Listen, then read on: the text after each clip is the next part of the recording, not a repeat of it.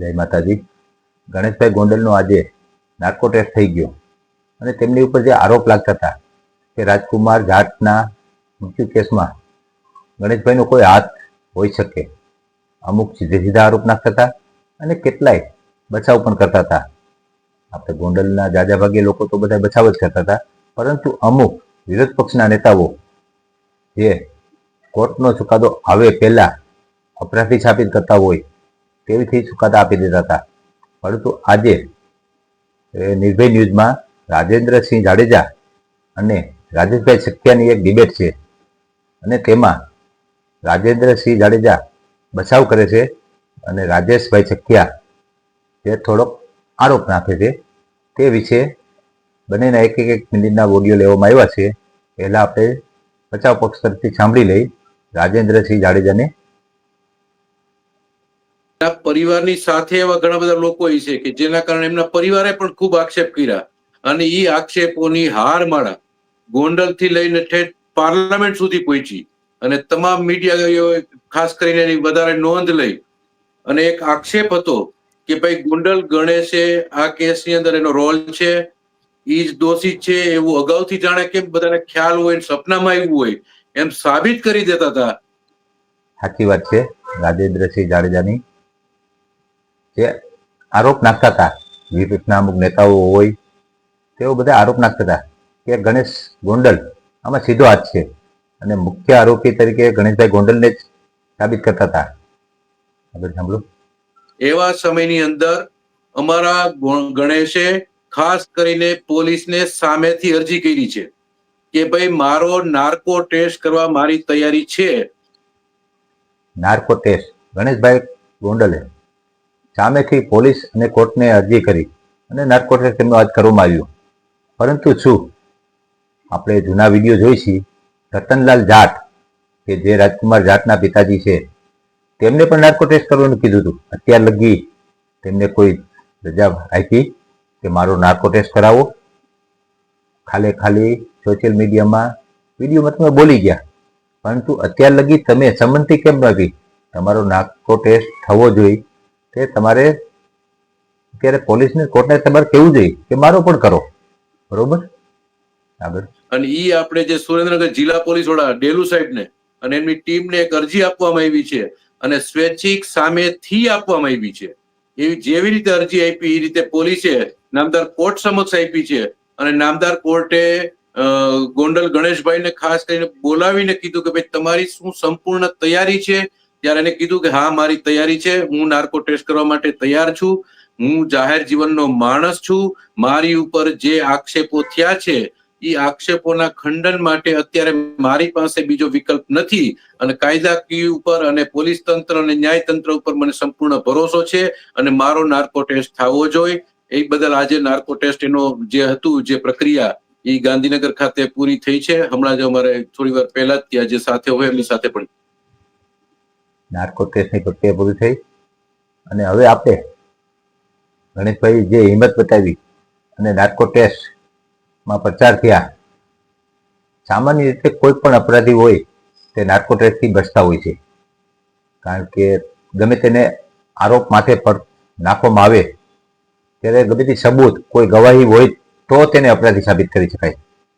પરંતુ કોઈ વ્યક્તિ સામેથી નાર્કો ટેસ્ટ કરાવે તો તે નિર્દોષ હોય તો જ કરાવી શકે, બાકી કોઈ ન કરાવી શકે. ચાલો હવે રાજુભાઈ સત્યાનો પક્ષ જાણી. બિલકુલ, નાર્કો ટેસ્ટ એક તપાસની દિશા નક્કી કરવાની એક પ્રક્રિયા છે. કારણ કે જાહેર જીવનના માણસો અને પોલિટિકલ્સ માણસો હોય ને એની સાથે પોલીસ છે ને એ બળ પ્રયોગ નથી કરી શકતી, સખ્તાઈ નથી કરી શકતી. એટલા માટે આ એક તપાસની દિશા કઈ તરફ લઈ જાવી એના એક ભાગના સ્વરૂપે નાર્કો ટેસ્ટ હતો. અને નાર્કો ટેસ્ટની કોઈ સામેથી અરજી નથી કરેલી, પરંતુ કોઈ પણ રાજકીય માણસ જાય ને એને કોઈ મોટા અધિકારી જયારે તપાસ કરતા હોય ને ત્યારે એને એમ કે ભાઈ તારું આ બાબતમાં તારી સંડોવણી છે કે નહીં, ત્યારે ઈ માણસ એમ કે ના ના ના મારે કાંઈ એવું નથી. તો ઈ અધિકારી સ્વાભાવિકપણે કહેતા હોય છે કે હું તમામ પ્રકારના ટેસ્ટો કરાવીશ હો. ખોટી વાત છે. નાર્કો ટેસ્ટ તમામ પ્રકારના બીજા ટેસ્ટ થતા હોય એ વાત જુદી છે, નાર્કો ટેસ્ટ જ્યાં લગી કોઈ પણ આરોપી ઉપર કરવાનો હોય અને તેની સંમતિ ન હોય, તે રાજી ન હોય, તે લેખિતમાં ન આપે, ત્યાં લગી કોઈની ઉપર નાર્કો ટેસ્ટ ન થઈ શકે. અમુક ટેસ્ટ હોય જે પોલીસ કરી શકતી હોય, પરંતુ આ નાર્કો ટેસ્ટ જેવા ટેસ્ટ ગમે તેવો આતંકવાદી હોય કે કોઈ ખૂનીનો કેસ હોય, ગમે તે, જ્યાં લગી તે વ્યક્તિ સામેથી રજામંદી ન આપે ત્યાં સુધી નાર્કો ટેસ્ટ ન થઈ શકે. આગળ સાંભળો. એટલે આપણે તે સમયે હા પાડી હોય એટલે કોઈ અધિકારી સારા અને નિષ્ઠાપૂર્વક કામ કરવા માંગતા હોય તો એને લખાવી લીધું હોય કે ભાઈ હું મારી સહમતિ છે, મારી તૈયારી છે. વિપક્ષની આ જ એક નબળાઈ છે. તેમને તો અધિકારી જો કોઈ કામ કરતા હોય તો સારા બતાવે, કોઈ ન બતાવે તો ખરાબ બતાવે. અધિકારી લખીને આપી દીધું એટલે સારા, બરોબર. અત્યારે ગણેશભાઈ માટે સારા, એમ કે ગણેશભાઈની મરજીથી નાર્કો ટેસ્ટ થાય છે. પરંતુ જો તેની વિરુદ્ધ લખે તો એમ કે અધિકારીઓ સારા નથી. થોડાક જ દિવસોમાં આ નાન અધિકારી, આ નાન વિપક્ષને સારા નથી લાગવાના. 2-4 દિવસ જ હવે કે 5 દિવસમાં ટેસ્ટનું રિઝલ્ટ આવશે, ત્યારે આ નાન વિપક્ષને કોઈને અધિકારી સારા નથી લાગવાના. આગળ પછી બને એવું કે કોર્ટમાં પોલીસ અરજી કરે, જરૂર લાગે તો એ અરજી કરી હોય તો પેલા આપણે સહમતિ કોર્ટમાં અરજી કરવી જ પડે. રાજેશભાઈ ચકિયા, જરૂર લાગે તો એમ નહીં, કોર્ટની મંજૂરી વગર નાર્કો ટેસ્ટ ન થઈ શકે. એટલી તમને થોડીક જાણકારી હોવી જોઈએ. આગળ દીધી હોય તો પછી સહમતિ દેવાની જ હોય, પછી ના પાડીએ તો આપણે પાછા પડીએ.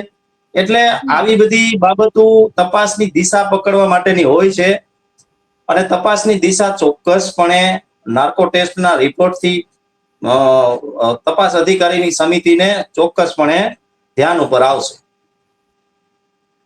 ધ્યાન ઉપર આવશે. થોડાક જ દિવસમાં તમે તપાસની દિશા ભ્રમ થઈ ગઈ તે જ કહેશો. પરંતુ આ શરૂઆતમાં જે અમુક નાર્કો ટેસ્ટ તો ત્યાં લગી થઈ ગયો, અમુક જૂના વિડીયો મેં કાઢ્યા છે, બરોબર. અને તેમાંથી 2 ઓડિયો હું તમને મેકવા માંગુ છું. પેલો ઓડિયો આપણે સાંભળી પછી એની ઉપર ચર્ચા કરી. એ દિવસે એમનો પુત્ર જે રાજકુમાર જાટ છે તેમને મળતો નહોતો, તે ફોન રિસીવ કરતો નહોતો, એટલે તે પોતાના પુત્રને શોધવા નીકળે છે. અને ત્યારે તેમનો પુત્ર રાજકુમાર એક હનુમાન મંદિર પાસે મળી આવે છે. પિતા પુત્ર વચ્ચે કોઈ પણ પિતા અડધી રાતે જ્યારે તેના દીકરાને મંદિરે શોધવા જાય કે કોઈ ગાર્ડનમાં બેઠો હોય ત્યાં શોધવા જાય, તેનું શું કારણ? આ રાજકુમાર જાટ, માની લ્યો જે સ્કૂટર ઉપર ત્યારે સીસીટીવી દેખાય છે ત્યારે 11-12 વાગ્યાનો ટાઈમ બતાવે છે, તો આ 10-11 વાગ્યા સુધી રાજકુમાર જાટ તુલસીબાગમાં તેમનો ફોન મેકીને અને ત્યાં શું કરતો હતો? અને પોતાના પિતાનો ફોન રિસીવ કેમ નતો કરતો? તેનું શું કારણ? એક બાપ અડધી રાત તે પોતાના દીકરાને ગોતવા જાય, તેનું શું કારણ હોઈ શકે? તપાસ અધિકારીને આ વિષય ઉપર શું કોઈ પણ રતનલાલ જાટની પૂછપરછ કરવામાં આવી છે? નહીં. આગળ સાંભળી. ત્યાં ઝઘડો થાય છે. બંને મોટરસાયકલ ઉપર ત્યાંથી પોતાના ઘરે જવા નીકળે છે અને રસ્તામાં જ્યાં જયરાજસિંહ જાડેજાનું ઘર છે ત્યાં આગળ રોકાઈને ઝઘડો કરતા હોય છે. એટલે ગણેશ ગોંડલ આ બંને પિતા પુત્રને અંદર બોલાવે છે. રસ્તામાં બંને પિતા પુત્ર ઝઘડતા જતા હતા અને જે સ્પીડ બ્રેકર ઉપર ઓવર સ્પીડમાં મોટરસાયકલ જતું હોય અને કોઈ એમાંથી ઠેકડો મારી ઉતરી શકે? સ્પીડ બ્રેકર આગળ આપણે જે ઓડિયો સાંભળી તેમાં રતનલાલ જાટ કહે છે કે હું ઉતરી ગયો के और यहाँ एक मंदिर का और दर्शन करना था और आपके यहाँ ब्रेकर था तो मैं उतर गया और वह बच्चा वापस गाड़ी घुमा के लाया और हम જોયું ને, રાત્રે બ્રેકર હતું એટલે તેમાં ઉતરી ગયો. અને બીજું કહે છે કે રિપીટ આપણે સાંભળી, બરોબર. के और यहाँ एक मंदिर का और दर्शन करना था और आपके यहाँ ब्रेकर था तो मैं उतर गया और वह यहाँ पे एक मंदिर था और वहां दर्शन करने जाना था. માની લે તુલસીબાગમાં હનુમાનજીનું મંદિર હતું, ત્યાં દર્શન, તેમનો પુત્ર રાજકુમાર જાટ કરતો હતો, તો તે ફોન રિસીવ કેમ નતો કરતો? ઘણા ઓડિયો યુટ્યુબમાં છે, વિડીયો છે, તેમાં કહેવામાં આવે છે કે મારો ફોન રિસીવ નતો કરતો એટલે હું તમને લેવા ગયો. બરોબર, 10-11 વાગ્યે ત્યાં મંદિરના દર્શન કર્યા અને પછી આગળ તો એક જ મંદિર આવે છે, અક્ષર મંદિર. તો શું ગોંડલની જનતા અને ગુજરાતની જનતા બધાને ખબર છે કે રાત્રે 10, 11, 12 વાગે શું અક્ષર મંદિરના દ્વાર ખુલ્લા હોય છે મંદિરે દર્શન કરવા જવા માટે?